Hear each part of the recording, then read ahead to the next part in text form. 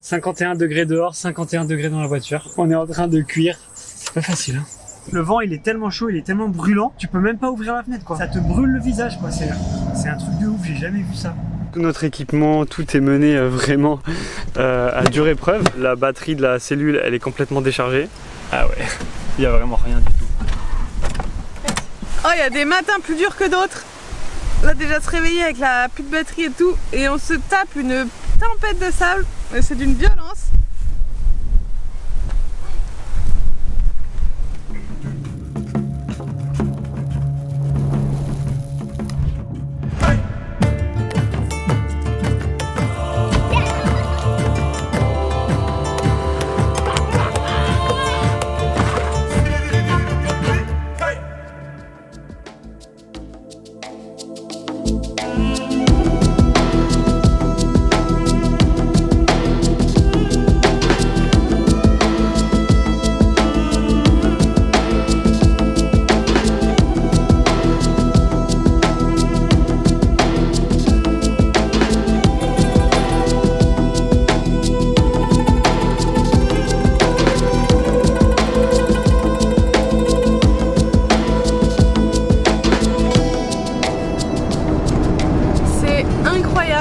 Apocalyptique le paysage. Jusque là en fait la route passait de village en village, enfin, il y avait quand même de la vie autour de la route, ou le Nil, donc super vert. Et là en fait la route elle coupe le désert, c'est pas du tout un axe principal, donc on croise je sais pas, 1 ou 2 voitures par heure.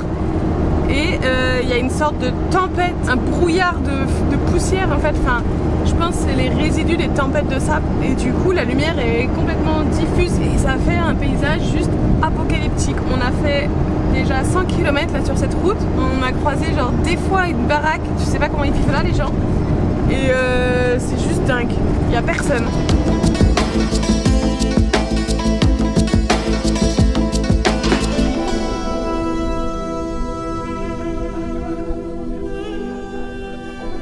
On était sur la route là, en plein milieu du désert, et puis on a vu cette petite hutte pour cafétéria un peu. On s'est dit tiens, il y a peut-être des boissons et tout ça. Et puis on a eu un thé, c'est la seule chose qu'ils ont, et puis voilà, personne ne parle anglais, et puis Anatole s'est mis à bricoler.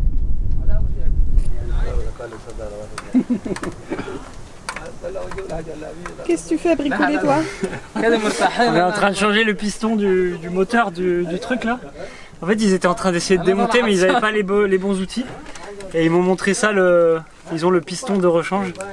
Et donc là c'est parti, on est parti pour changer le piston.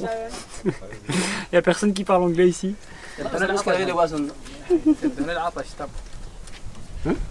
Et en fait il fait tellement chaud que partout dans le pays il y a des jarres comme ça au bord de la route pour les voyageurs pour qu'ils puissent boire. Dedans il y a de l'eau.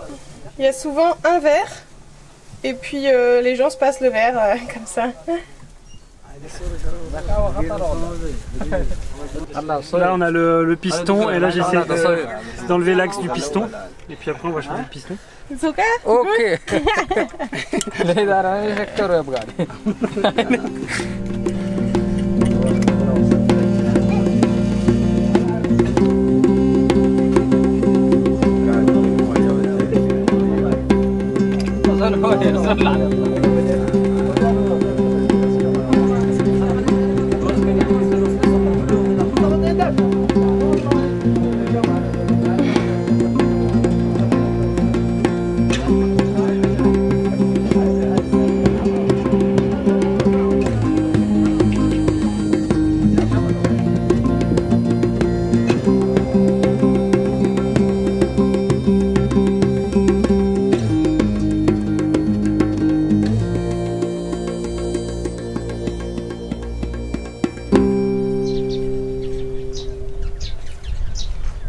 Bon, on commence à s'habituer un petit peu à la chaleur du Soudan.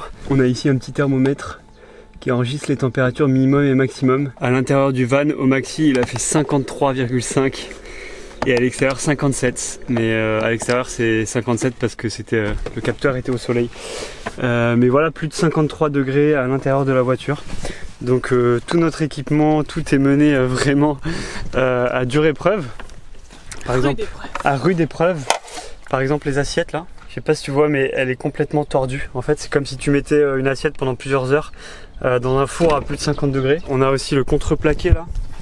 Cette planche là, qui est le long du frigo, normalement elle touche le frigo là. Avec la température, bah, elle s'est décalée. Et du coup, la porte elle ferme plus quoi. Il faut forcer là. Et là il faut, voilà, forcer pour que ça ferme. Là on a trouvé un grand endroit où on est à peu près à l'ombre. Mais en tout cas on galère surtout aussi avec les batteries, les panneaux solaires. En fait, vu que c'est pas les mêmes panneaux solaires, que c'est des panneaux solaires d'occasion et tout, on est censé avoir 200 watts, mais au maximum, on a peut-être 140. Et puis les batteries ont beaucoup de mal à charger, le frigo consomme énormément. Donc c'est assez galère de gérer tout ça. Mais voilà, on fait au mieux. On essaye de se garer à l'ombre et mettre un petit peu le panneau solaire si on peut pour travailler. On peut travailler que 1 ou 2 heures par jour à cause des batteries, parce que sinon on n'a pas assez de batteries pour recharger les ordis. Et avec la température, là il y a un ordi, hier il faisait trop chaud, il voulait pas charger. Et donc même hier soir, je sais pas, il faisait encore 40-45 dans le van et l'ordi il voulait pas charger.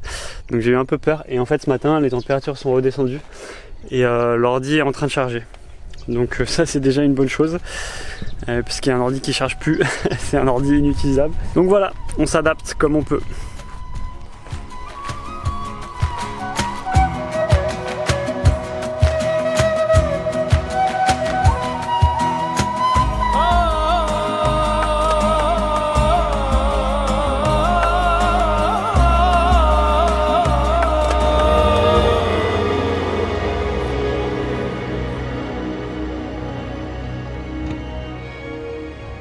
Bon, on s'est trouvé un petit spot assez sympa pour ce soir, au bord du Nil. C'est absolument magnifique. Par contre, il fait toujours extrêmement chaud. Là, le soleil s'est couché, il fait 40 degrés. Pendant la journée, il fait 45 degrés à l'ombre, 45 degrés dans le van puisqu'on n'a pas la clim. Donc on est épuisé vraiment. 50 degrés. Vraiment, on n'a pas réussi à trouver un endroit pour se poser. En fait, le problème, c'est que là, dans toute la partie sud du Soudan, il n'y a pas de camping. Il n'y a quasiment pas d'hôtel. Et on a testé un hôtel tout à l'heure et c'est vraiment miteux et c'est hyper cher. Je pense que c'est dû aussi à la crise économique qu'il y a en ce moment au Soudan. Donc en fait on est beaucoup mieux ici en bivouac sauvage que dans un hôtel miteux en ville où en plus il n'y a pas de place pour garer le van, le van doit être garé dans la rue et tout, donc c'est pour ça qu'on est venu là ici ce soir. Et en fait on galère à trouver de l'ombre, des arbres, même au bord du Nil il y a quand même très peu d'arbres, très peu d'ombre. Donc voilà, les seuls moments où on peut souffler c'est après le coucher du soleil et même la nuit en fait. Je sais pas combien il fait la nuit, mais il fait 35-40 la nuit, on a beaucoup de mal à dormir. Le Soudan c'est quand même exceptionnel parce que tu peux faire des bivouacs comme ça tranquille quoi. C'est hyper calme, il y a des gens qui passent une fois de temps en temps, ils sont hyper sympas, hyper respectueux, ils viennent nous dire bonjour, s'assurer que tout va bien et ils repartent. Donc voilà, là on se pose enfin, on va se prendre une petite bière parce que on a gardé quelques bières d'Éthiopie, mais l'alcool au Soudan est interdit. Et en fait, depuis 2020, les non-musulmans ont le droit d'avoir de l'alcool. Donc a priori, on a le droit. Mais on va quand même consommer nos 2-3 bières qui nous restent assez rapidement pour éviter tout problème pour les prochains contrôles de police. Parce que les contrôles sont assez corsés ici. Ils sont hyper sympas, ils demandent pas d'argent, à part un tout à l'heure, mais ils sont vraiment super cool. Par contre, ils fouillent souvent le véhicule, la voiture et tout. Donc voilà, faut faire gaffe. Alors, ça fait quoi ? Elle est bien fraîche. En plus, c'est cool parce que on est obligé de porter pantalon et tout. Enfin, on n'est pas obligé en vrai, mais par respect, je porte un pantalon et toute la journée. Mais il y a tellement de personnes là que je peux mettre un short et un débardeur. Ça fait trop chaud.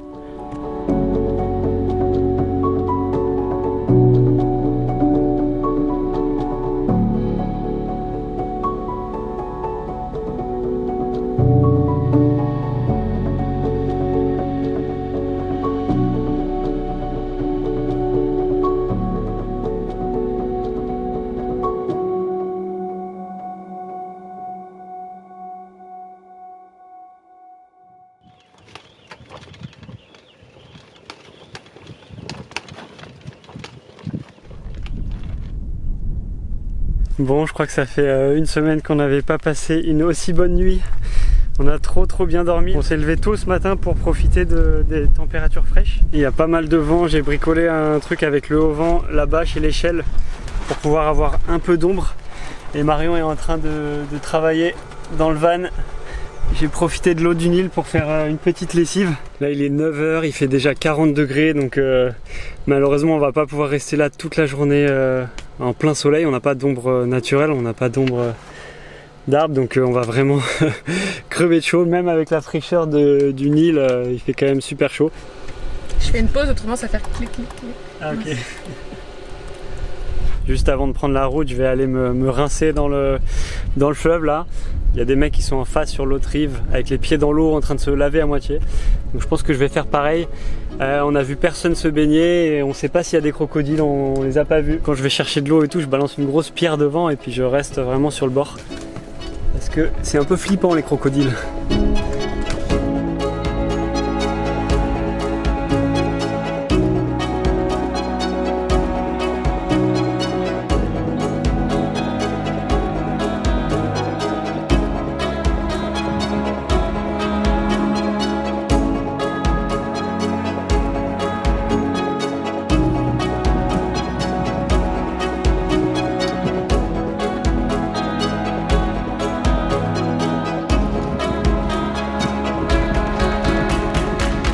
Ça fait tellement du bien d'être déconnecté à 100% des réseaux, de ne pas avoir de réseau téléphonique, de ne pas avoir internet. Au lieu de passer du temps à scroller sur Insta, ça nous permet de lire des livres. Et là je viens juste de terminer le livre du Shift Project, le plan de transformation de l'économie française, préfacé par Jean-Marc Jancovici. Et ça fait vraiment plaisir de voir que même si on fonce tout droit dans le mur, il y a des solutions. Elles sont là, il faut juste se renseigner, connaître les problèmes climatiques et tout. Toutes les solutions sont dans ce livre et ça fait plaisir à voir, ça donne envie même de s'organiser pour ces solutions. Même si voilà, le gouvernement ne va pas vers cette direction, mais au moins ça donne de l'espoir.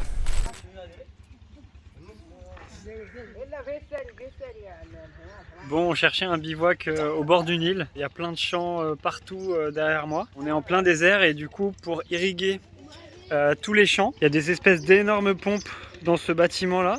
Et en fait, je crois qu'ils vont démarrer les pompes là. Hein? Ah ok, c'est à moi d'appuyer sur le bouton. Attention, je vais faire jaillir le Nil. Wow. Wouh. Oh putain, il y a eu des étincelles là-dedans, un truc de ouf. And here? Le Nil est juste là. Et là, il y a les pompes. Ok.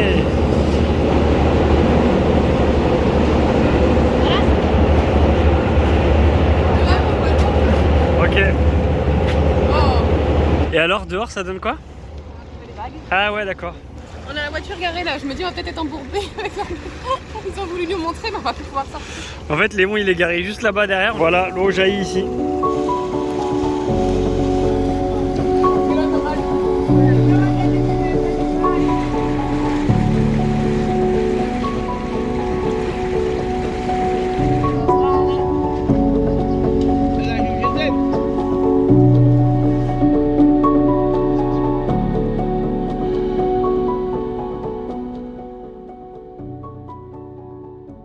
Bon, un petit peu la galère ce matin, il est 7 h 30, on vient de se réveiller et on galère énormément avec internet au Soudan, ça marche jamais, c'est tellement instable, ça fait tellement péter un câble.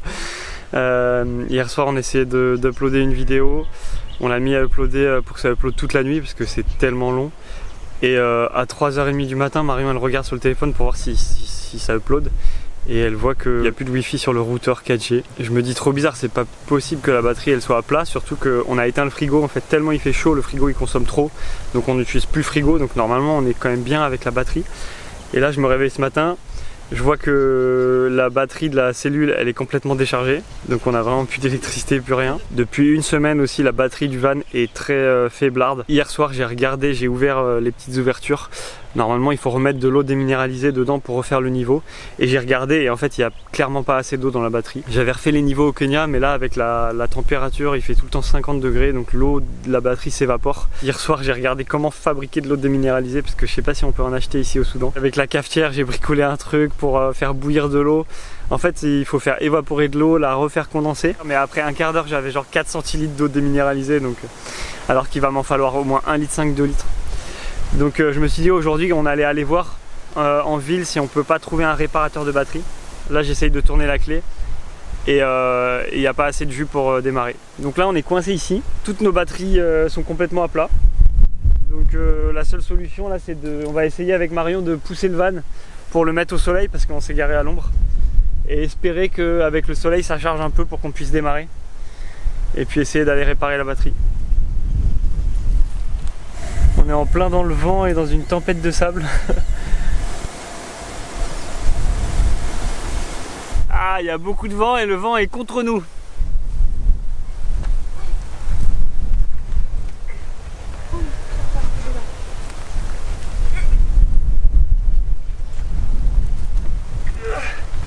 Je recule. Allez, oui.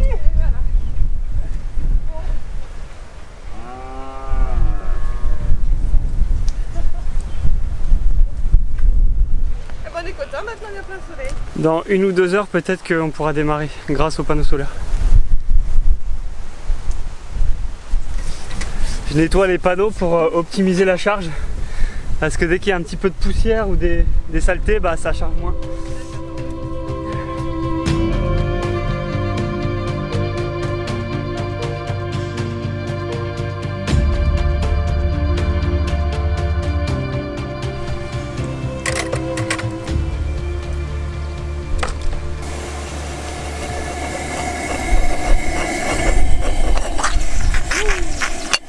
Oh, il y a des matins plus durs que d'autres.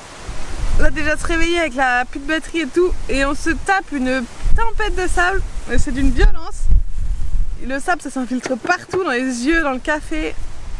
Il va falloir prendre son mal en patience, hein. Pour positiver quand même, je viens de faire un super bon jus d'orange. On a du café et ce monsieur qui est venu nous voir est absolument super gentil, comme absolument tout le monde au Soudan. Donc voilà, je pense qu'il faut aussi positiver. Les gens sont très sympas au Soudan. Ah bah ça a toujours été, hein.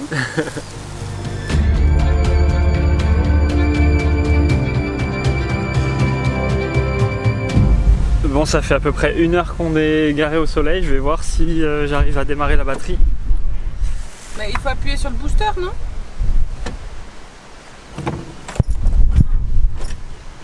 Ah ouais, il n'y a vraiment rien du tout. Ça y est, on vient de réussir à démarrer. Ça c'est le fil du Start Assist qui est juste à le foutre au fond de ce truc là et ça couple les 2 batteries. C'est une fonction du coupleur séparateur qui permet de coupler la batterie cellule à l'arrière sur la batterie moteur. Et donc ouais, juste en 1 heure en chargeant un peu avec les panneaux solaires et ce système, bam, on a réussi à démarrer. Trop cool. On va pouvoir essayer d'aller résoudre nos problèmes de batterie. Ah ouais, parce que là il y a trop de vent, trop de sable. C'est la galère. C'est tempête de sable, ça s'infiltre pas. Oh putain. Oh putain. Bon, on a pris la route, on a demandé au premier monsieur qu'on a croisé si on pouvait trouver de l'eau pour les batteries. Et il nous a dit oui, allez en ville, vous allez trouver. Et là on arrive dans la ville, on s'arrête, on demande aux gens, il y a un peu des garages ici. Et direct, ils nous ouvrent une porte d'un garage et ils nous sortent l'eau déminéralisée. Donc en fait c'est de l'eau fait maison. Et en fait comme ici ils utilisent beaucoup de climatisation partout, je pense qu'ils récupèrent l'eau des clims pour fabriquer cette eau déminéralisée pour mettre dans les batteries. Parce que dans la clim, bah, en fait il y a un système d'évaporation, l'eau s'évapore et recondense. Et du coup c'est de l'eau qui a recondensé, qui est du coup déminéralisée. Donc voilà, ça coûte 2 € là pour 2 litres. Donc nickel, je vais pouvoir remplir les batteries. Et regardez, il y a un petit L300 derrière moi. L300, L300. Bon, ça y est, j'ai sorti les 2 batteries. Et là, on en est rempli une. Il y a un monsieur qui est venu pour m'aider. Là, on est en train de refermer. J'ai mis quasiment 1 litre dedans. Donc, j'ai bien fait d'acheter 2 litres. ça devrait suffire pour les 2 bateaux. J'ai refermé avec du scotch. La dernière fois j'avais fait ça. Ça évite que les poussières se coincent dans les bouchons parce que sinon quand tu ouvres le bouchon, la poussière tombe à l'intérieur. Donc avec ça c'est nickel. Ça y est, j'ai remis les batteries, j'ai testé et ça démarre. J'ai avancé un peu le van pour être au soleil et ça a démarré. Maintenant que j'ai remis l'eau dedans, il va falloir tourner, rouler un peu pour bien recharger. Et puis voilà, ça devrait aller. On est posé au bord du Nil et notre seule méthode pour avoir de l'eau fraîche, c'est de mettre une gourde comme ça dans un chiffon mouillé et de le mettre au vent. Je voudrais essayer de bricoler un truc pour pouvoir accrocher cette bouteille. Désolé, il y a beaucoup de vent ici. En fait, je voudrais faire un support pour accrocher cette bouteille ici sur le pare-buffle pour pouvoir rafraîchir l'eau pendant qu'on roule. Parce que il fait tellement chaud qu'on ne peut plus utiliser le frigo. Et du coup, cette technique là, c'est vraiment la technique de ouf pour avoir de l'eau fraîche. On est à un ancien embarcadère de ferry. Avant, ils passaient les voitures là pour les emmener sur l'île au milieu du Nil. Mais là, l'endroit est complètement abandonné et il y a plein de déchets partout. Et en fait, depuis tout à l'heure, je me balade et j'essaye de trouver des morceaux de ferraille. Donc je me balade dans les déchets et j'essaye de trouver de la matière pour pouvoir fabriquer mon petit support de gourde.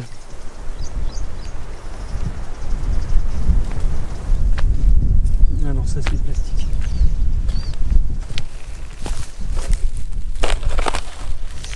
Tiens, ça c'est bien ça. Parfait, un morceau de fil de fer bien rigide. Voilà tout ce que j'ai récupéré.